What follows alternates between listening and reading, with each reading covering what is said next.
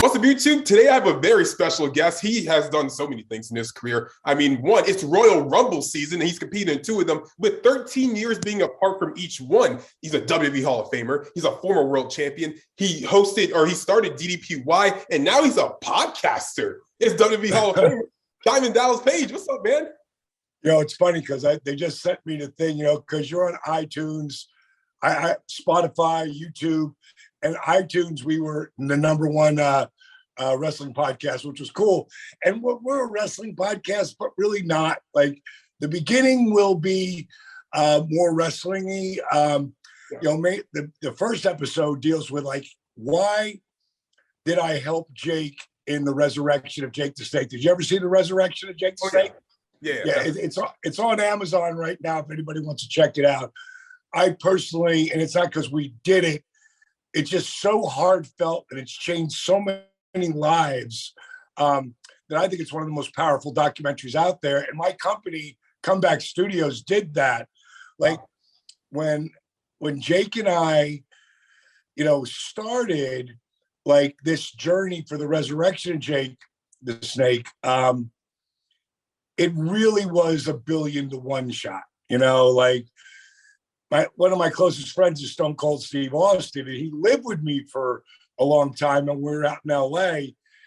And when he heard I was bringing Jake into my house in Atlanta, that I called the recovery crib, to help Jake, he's like, "Kid, what are you thinking?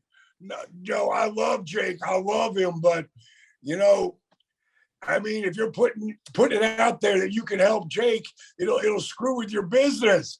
You've got so many good things going." I go, "Dude, I just want to try and help the guy that allowed me to live, helped me live a dream." Because people don't know, like, the beginning with me and Jake. So if you go to DDP Snake Pit on iTunes or YouTube, you can hear, our YouTube is really good because we put video in there and pictures that we can't put in a regular podcast. Like this, I love doing the face-to-face thing. And, me and Jake are both up there at my DDP Performance Center, and Conrad's in Huntington, Alabama, Huntsville, Alabama. And, man, I've seen we put first 4 episodes in the can because Jake was having a couple issues, with his foot that he broke. And I just wanted to make sure that we got some in the can. So we'd always be 2 weeks ahead. And I will be filming after these 2, we'll film 2 more and so on. But it really came out great, man. I couldn't have been any happier. And having Conrad to lead you, Conrad Thompson, like I first met Conrad when he paid me $3,500 to come to his house. He had to send a car for me it's like a 3-hour ride or a 4-hour ride for Huntsville. And he was either going to fly me first class or get me a limo. I said, "Just get me a car, dude, because by the time I get to the airport and everything, it's the same." And he literally took me out there to Huntsville and just have dinner with his buddies who were big wrestling fans. Oh my gosh. And that's how I met him. And he had more memorabilia than anyone I had ever seen. And I don't mean like, just picture signed. I mean, Ric Flair's robe that he wore when he won the world championship, wow. Friggin' like the big belts of, the original belts, I must have 12 of them behind him. And he really respected the business. So when he started to get involved with podcasts, because guys who just like being around him, like Eric Bischoff and Bruce Pitchford and Tony Schiavone, he started doing his podcast while he's running a multi-million-dollar mortgage business, which is probably the biggest business you could be in right now, because of all the low rates. But now he's got 7 podcasts, and Jake and I had done a follow-up interview because, it'd been 8 years and he's been sober now. And every couple of years, I always like to do an update, like, where is Jake today? And it was so good, just me and him talking. He left for the airport and he texts me, he goes, "Dude, great job today, man. The way we didn't step on each other, the way, we told the stories, the information you got out there. I was really blown away. He said, we have to do this. And I text him back, do what? He goes, a podcast. I go, dude, I don't want to do it. And he freaking picks up the phone and he calls me. He goes, I know you don't want to do it, but I'd like to do it with you.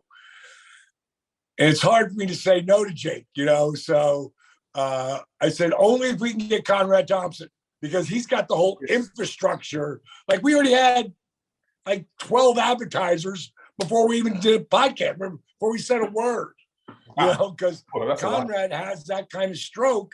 And ours isn't, as you'll notice if you listen to wrestling podcasts, there can be a lot of negativity.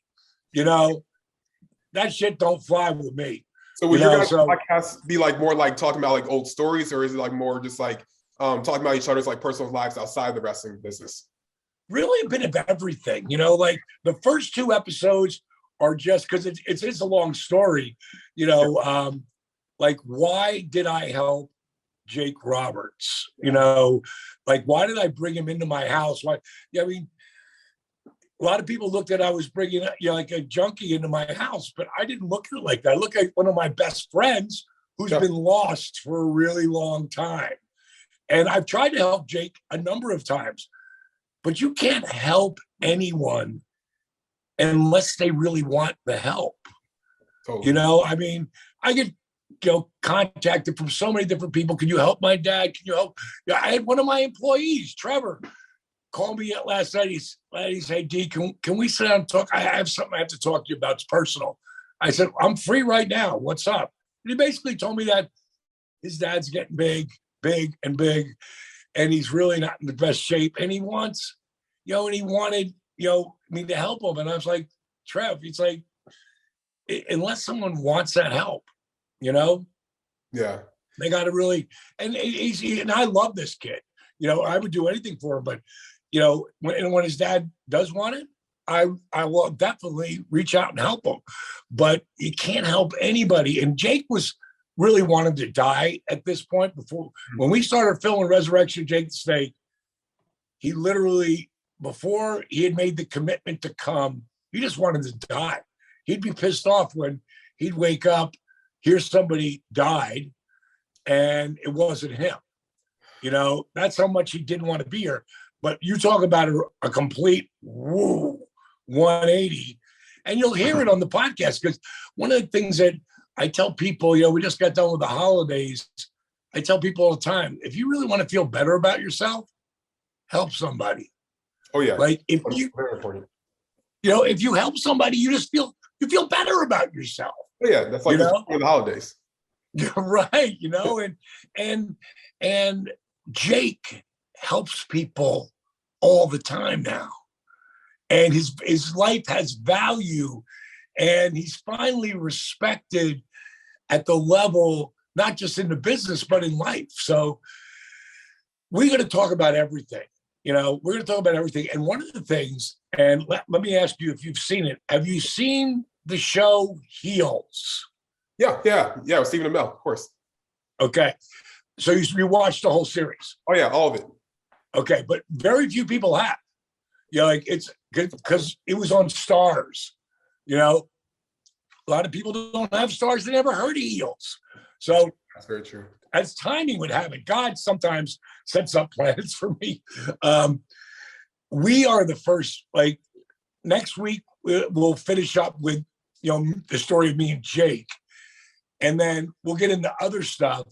But we have already laid down the first 2 episodes, or I should say 3rd and 4th episode, where we start to review Heels. And 2 Hall of Fame guys who kind of know a little bit about the business, what we really think. More than a little bit. I think it's a good amount. Yeah, so we give our opinions, and we talk about what we like, what we don't like, where we're going to throw a flag. And I think it's going to create a lot of buzz to help people want to go see it. Now it's on Amazon Prime. So, there's going to be a lot of people looking at it, especially after they hear us talking about it, Yeah, and like just seeing like where Jake started to like where he was eventually, like eventually going to the Hall of Fame and working with AEW. What's like been some of the stories that you've heard from people that have gone through DDPY that are outside of like maybe the ones we've already known so far that's been like super like inspirational and stuff that I think that a lot more people should know about? You don't know about the inspirational part, but the guy who, well, I say he's pretty inspirational. You know, Chris Jericho is really the first guy to put DDP yoga on the map. And I call it DDPY now, or branding it DDPY, but the company always be DDP yoga. And the reason why I'm branding it DDPY is because I want people to stop calling it just effing yoga, because it's not, you know? And so Chris, he had blown his back out with Dancing on the Stars. It wasn't Dancing on the Stars that blew his back out. It was 20 years of bumping. And, you know, now he's lifting and twisting and turning, and it just, you know, it put him over the edge, and he couldn't even sing. So, and it was Shawn Michaels, who was the first guy ever to do my program. And obviously it helped him have, you know, with the surgery that he did, you know, a hell of a comeback, you know, without question, maybe the comeback of the century, you know, from where he was and just beat up and had to quit wrestling during his highest time, you know, his highest numbers. You know, if you remember, he went out because of the back injury, but he came back, and he came back with the help of DDPY. And he had told me, because I had done the very best of Nitro, the first series. Me and him were doing this little bit backstage, and he said, you know, he looked around, he went, "You should really talk to Jericho, because he's coming back, but he's hurt right now. And I think your stuff would really help him." So we got, you know, I got in touch with him, and I said, "Listen, bro, don't say anything. Just watch this video of this disabled veteran that I helped." He watched that video. He called me back 5 minutes later. He said, "I will do whatever you want me to do. I will do whatever you tell me. You lead me. I will do it." And he went from excruciating pain and being told his career was over to 5 weeks later, he was 85% pain-free. 3 months later, he headlined with CM Punk at WrestleMania in Miami. So I was just talking to Chris the other day, because, you know, this for years he was doing it just to do it, to let people know. And he's turned so many, from musicians to, you know, to actors to wrestlers, onto my program to help them. It's our 10-year anniversary.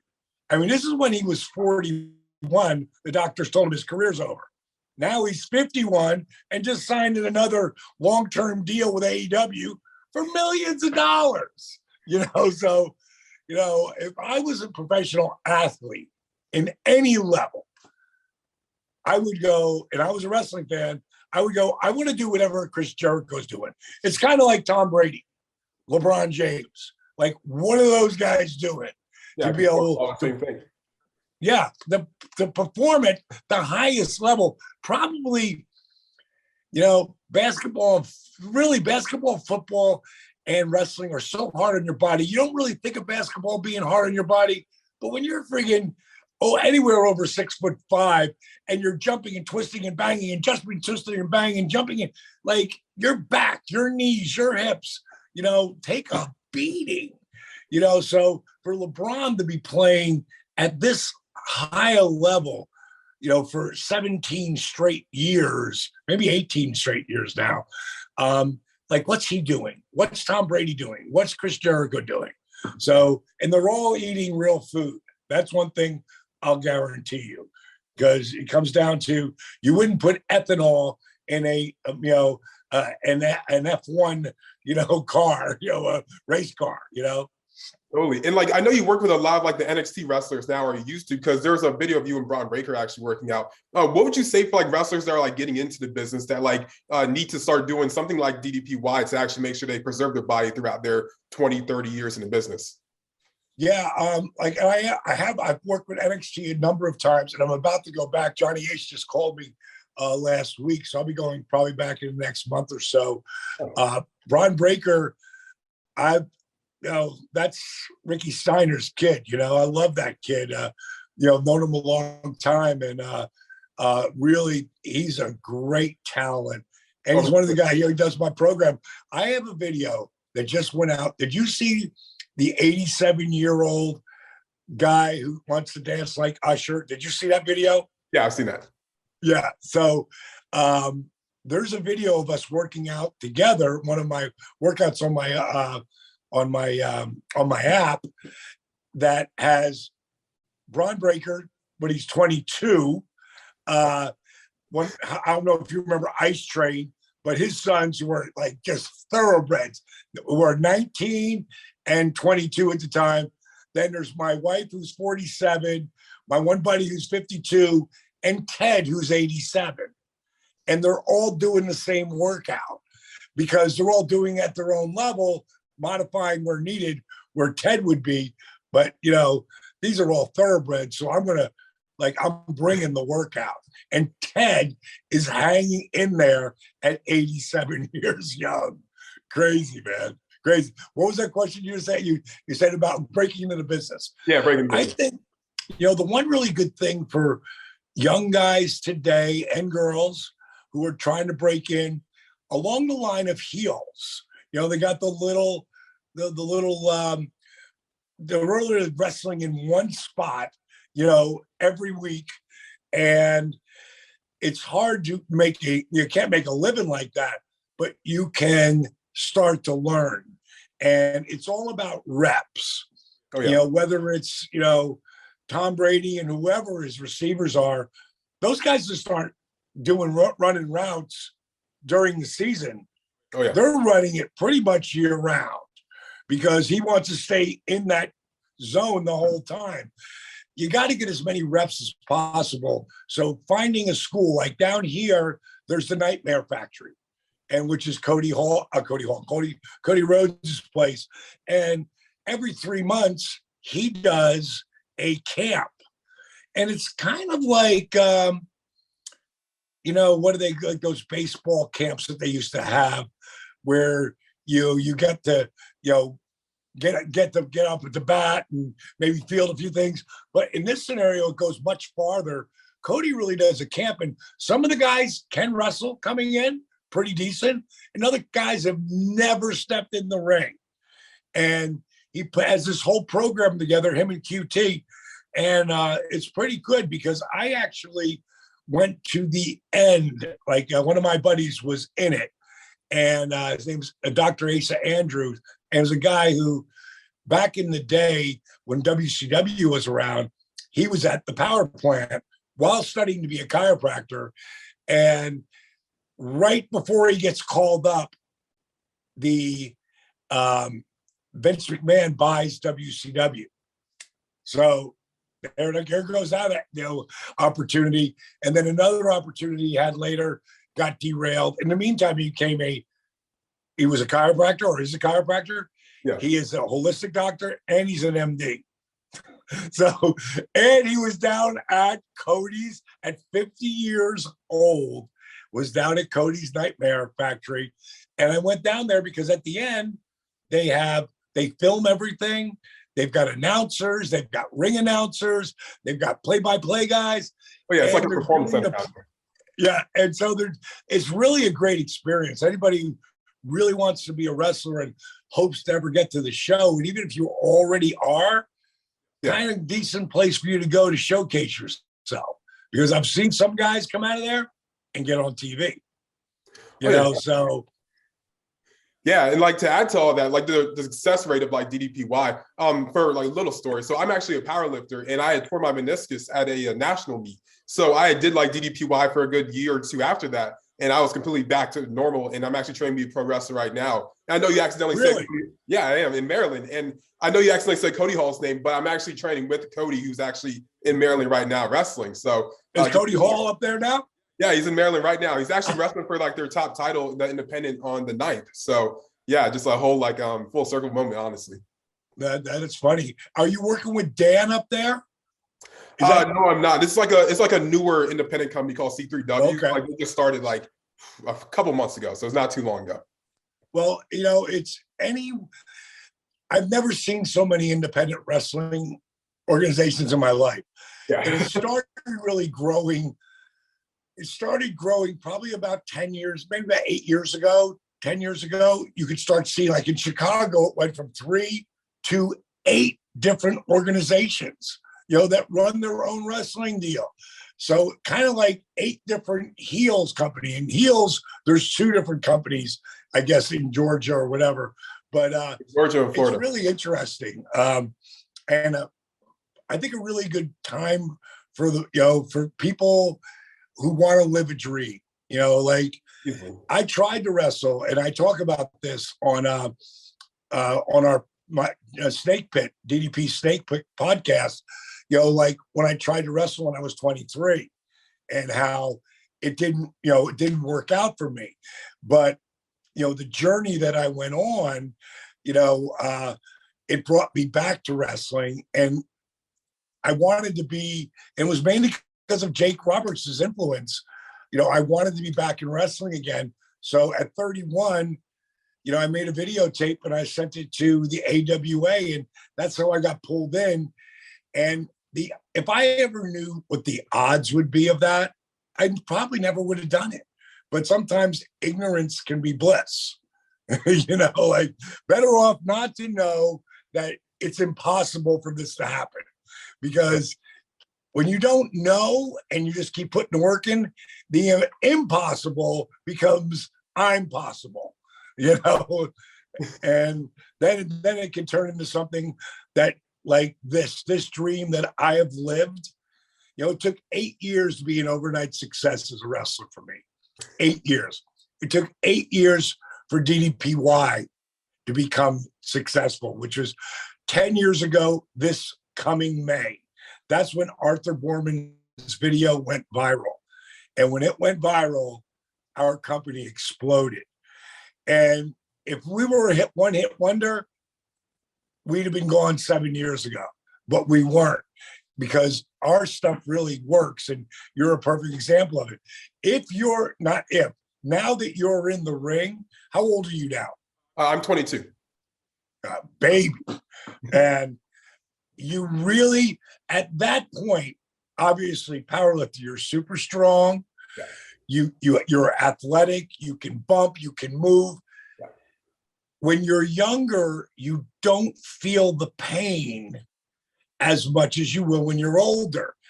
So what my suggestion is to absolutely every single person who wants to be a wrestler or a baller, whether it's football or basketball, soccer, I don't give a shit what it is.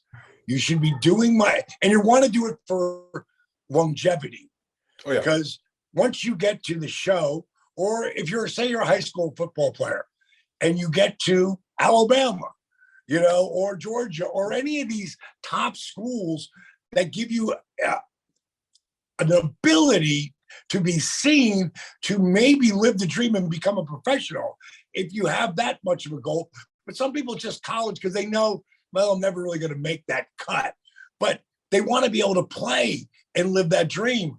Well, you're one injury away from that ending. One. And especially when it comes to football, because there it's meat on the hoof. In wrestling, like when I was wrestling Randy Savage in the main event in 1997, we were the feud of the year. 3 months into that feud, which lasted 10 months, I started, really 3 weeks in, 3 or 4 weeks in, I started pissing blood, like red story, blood. yeah. And I kept thinking it was going to go away. It's going to go away. It's going to go away. Finally, at 10 weeks, I went to go see the doctor, not the WCW doctor, because he'd have went, you're done. Go sit down for 2 months, which would have killed my whole angle. So I went to my own doctor, and he was like, you need to, hold on, my granddaughter's yelling. Hold on. You're fine. Hold on. Wow, guys, look at that. Look at that wall. I'm shutting you out. I was just looking at this photo wall behind you. It looks so crazy. Like there's so many different pictures up there in the belt and everything. That's insane. Oh, it's pretty amazing. Like that is a who's who of wrestling, acting, Oh yeah. the football. Like Bo Jackson's right over there. It's like wow, wow. Yeah, I mean, I forgot where I was. Where was I? I was talking about. You were talking about how you had like piss blood because you were in a few Macho Man Randy Savage and. Oh yeah, right. If I would have walked out of that angle, it's pretty much going to die, and takes Randy out of the spot. So I probably should have, but thank God, knock on wood, I didn't have any long-term issues from it, because you can get that. Like Mr. Wonderful, Paul Orndorff, he kept working through a neck injury he had, and that's why his one bicep was way smaller than his other, because those nerves stop firing there. You can't train the same way. So my point is preventative maintenance. And preventative maintenance is eating real food, not shit food. It's training. If your sport is around strength and quickness, then weights are absolutely a part of it. But what's the glue? What's the glue that holds you together? And the big thing is my program. There's no impact. My lawyer told me I had to say minimal joint impact. There's no impact. And from the dynamic resistance and the engaging as you're moving, it's jacking your heart rate up. Oh, yeah. So this becomes your cardio, your strength conditioning, and your maintenance. So your chance of getting injured drops dramatically. And like AJ Styles, like when he got hurt with his back, him and Jericho were talking. He's like, I'm going to put you in a group text with DDP. And and AJ's right here in Georgia. So I said, I called him up. I'm like, AJ, you're 30 minutes from me. Get down here and work with me. He came down. He worked with me. He does it 5 days a week now. It's why at 44, he's still like Superman. Like the stuff that AJ Styles does, I don't even know what level you put that at besides superhero. There's a couple of guys who have that ability now, but he's the man, Totally. And like you talk about AJ Styles and you talk about your career and whatnot. And I kind of want to transition to the Royal Rumble a little bit. So you competed in 2002's Royal Rumble and then 2015. So that's a 13-year difference. And each time you came out as number 14. What was that the atmosphere like when you came out in 2015 for like the second time to that incredible crowd that probably didn't realize you were going to be in it? Yeah, I got to remember that was down at where WrestleMania is supposed to be this year in Dallas, Texas. And that stadium, like with no floor seats, is 100,000 people. Yeah. So it was like 103, 4, 5. I don't know how big the house was. It was over 100,000 people. And they had no idea. I have a picture. Where the hell is it? I don't know where the picture is, but I walk out and I'm this tiny little person and I throw it up. And all you see is maybe 20% of the building all stand up and throw up the Diamond Cutter sign. It was such a rush. And to be able to slide in there and to really pop the crowd with Diamond Cutters, I'm 61 years young at that moment. It was maybe 60. I think 60. That was 4 years ago. So I was 60 when I'm out there banging around.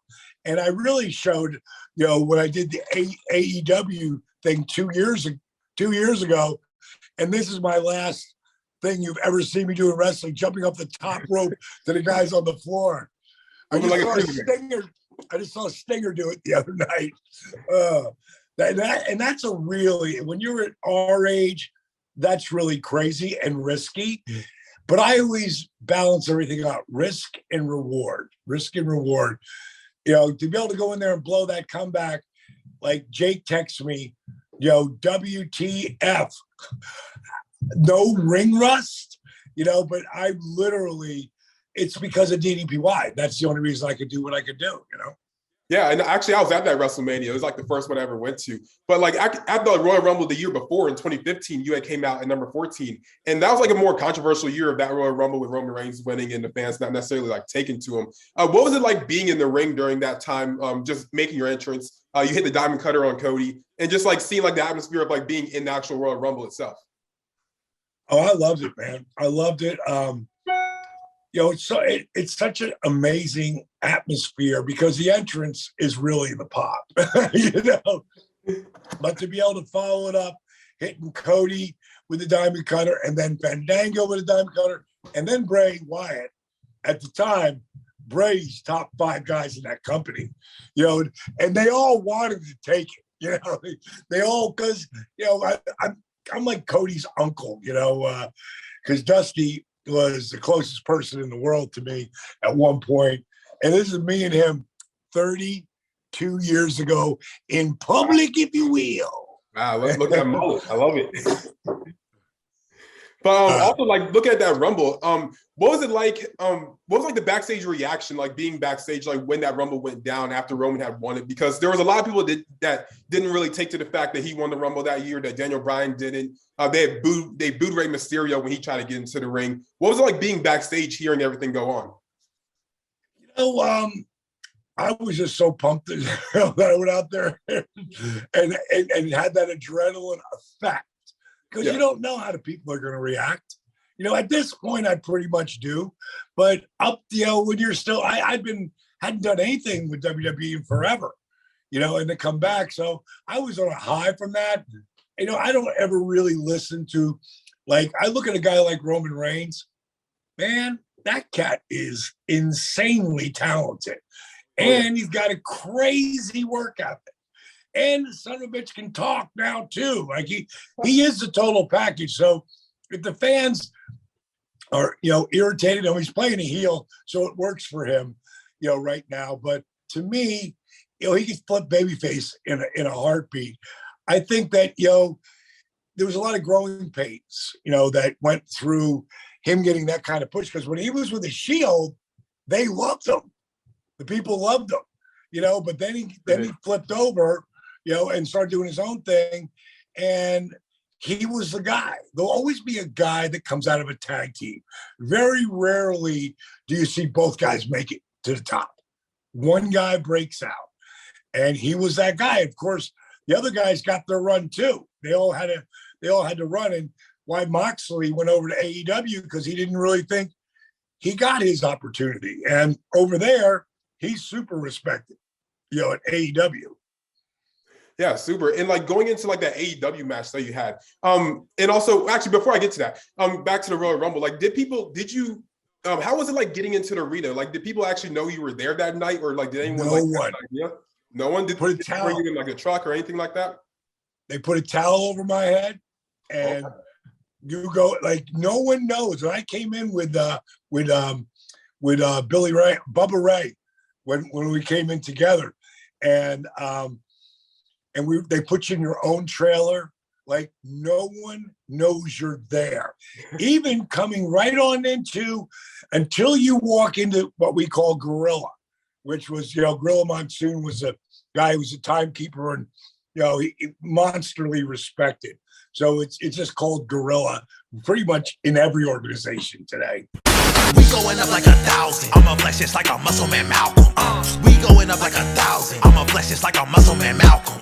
When it just like 1, 2, 3. If you like the channel, this will squeeze. If you like the channel, this will squeeze. If you like the channel, this will squeeze.